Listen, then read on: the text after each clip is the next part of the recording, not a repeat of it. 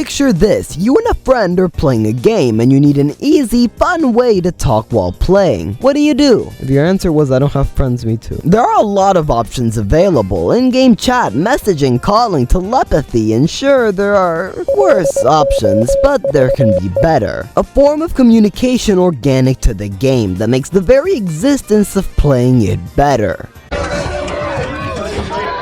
Define better. Proximity chat. One of the newest trends in indie gaming has been not just the inclusion, but the vitalization of proximity chat. Somebody talks, the game picks it up and changes the volume and panning depending on where the player is. It's almost like you're really in the game.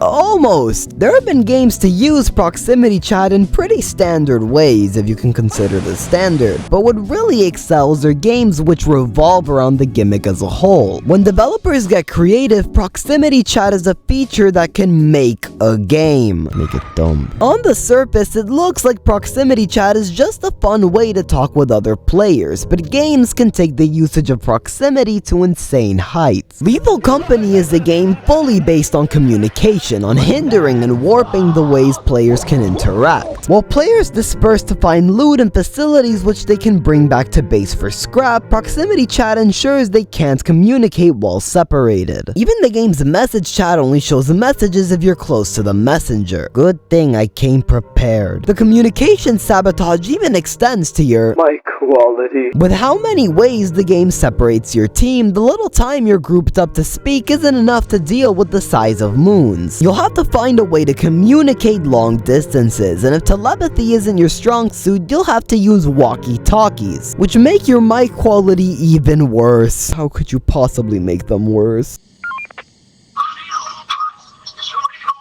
That's a way. It makes the differing roles of each player that much funnier. There are entities that only attack you when they hear you. No way to know if a teammate is dead until you find their body. When the entire game is based on sabotaging your communication, proximity chat is as much a source of laughter as it is a source of fear. It makes hearing nothing when you're alone that much more terrifying. You don't know if your teammates are dead or alive, or even what time it is until you leave the facility. If you leave the facility.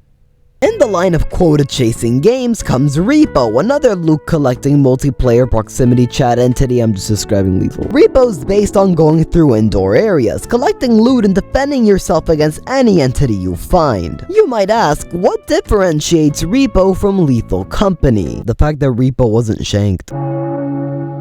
I could have sworn he died of natural causes. Games like these have fragile lifespans. Where some games have months left in the spotlight, these games contracted pancreatic cancer. That's not even a heart rate monitor, that's a Steam player count. In all seriousness, R.E.P.O does have many differences. When I said defending against entities, I meant defending. This game isn't about breaking your communication like Lethal is. It's almost the opposite. It's a lot more about sticking together. You'll almost never be separated from your group for too long. The game wants you to screw around and form a plan, only so it can blow it up in your face. The game heavily leads towards physics-based systems. Revives are in place so you can even kill your friends without much repercussion, unless the sins of your actions count as reapers. They don't. It's actually an honor to get killed. My grandpa died and I want to follow in his footsteps. You're doing a bad job at it. The characters even open their mouths when you speak. It's a game made for having the funniest times possible, and proximity chat helps with that in spades. It's almost reminiscent of actually goofing around with your friends in real life. According to sources, I don't have friends. Even R.E.P.O as a name is sillier, being an acronym for... Wait, what does R.E.P.O stand for? What does the R even stand for? Rectum?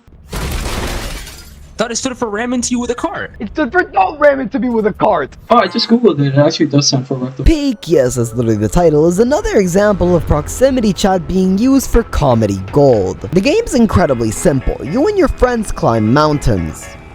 That's kind of it. The main gameplay loop comes from coordination, planning your climb up whatever mountain you're on while managing your stamina. And yes, if you fall, you lose all your progress. Just give me... Oh god! Oh god! Fuck!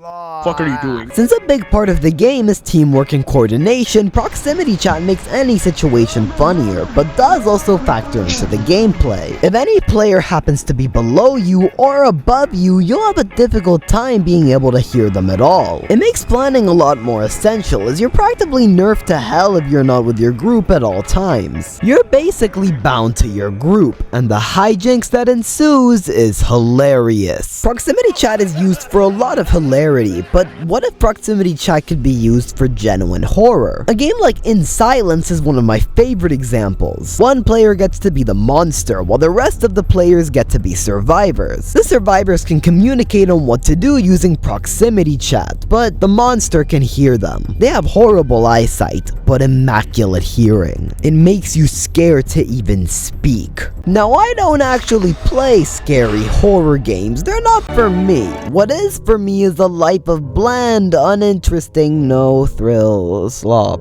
Okay, I'll play one horror game.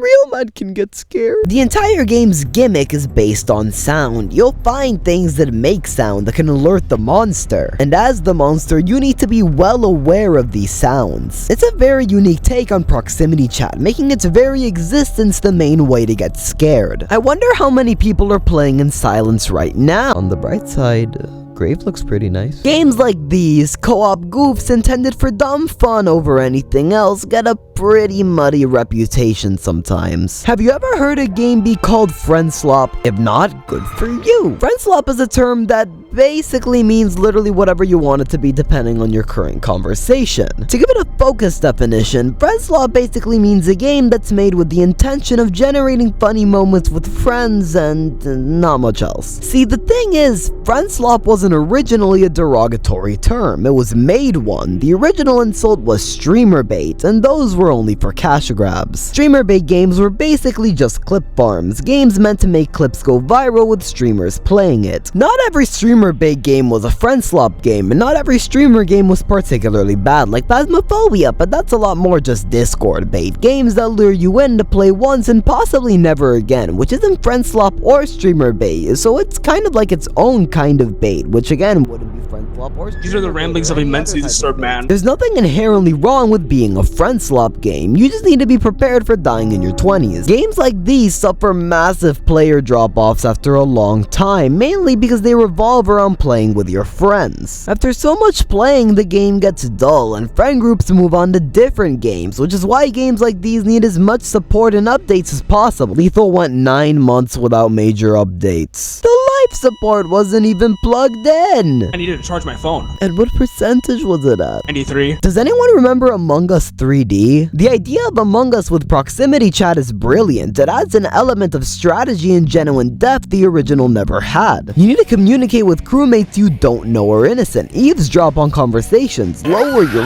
voice. It's almost as if you were really in the game.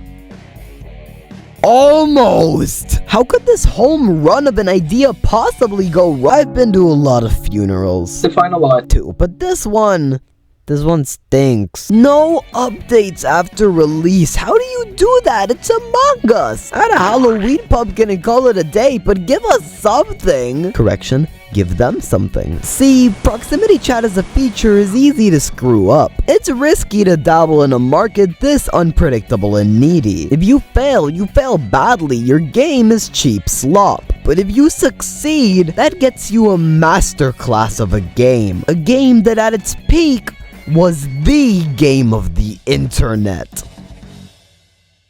You know, without much on visiting this place, I might as well work here. I have a job now. I can stop putting influential YouTuber as my job everywhere. Usually people think that goes in the disability tab. Working as a graveyard security guard is pretty chill. The pay is borderline illegal and the bodies stink. I tried spraying Febreze on them. I also tried praying. It's kind of sad to remember games that have fallen off of their peak, especially these types of co-op proximity chat goofs. As of right now, Peak is in the top 10 Steam games with the most concurrent players. But like Lethal Company, who at its prime was the second ranked for concurrent players, it will fall, and eventually it'll fall to some pretty low numbers. It's the natural ebb and flow of games. You just feel it a lot more with these kinds of games. But soon enough, once the spotlight shines away from R.E.P.O and Peak, a new game will take the spot, and the cycle will continue. It's okay to just let a game pass peacefully, but it's also okay to revisit it. And as security guard of this graveyard, I think I have the legal clearance to dig up a dead body. You guys up for one more round? Alright, boys, where we dropping it? Was it something I said?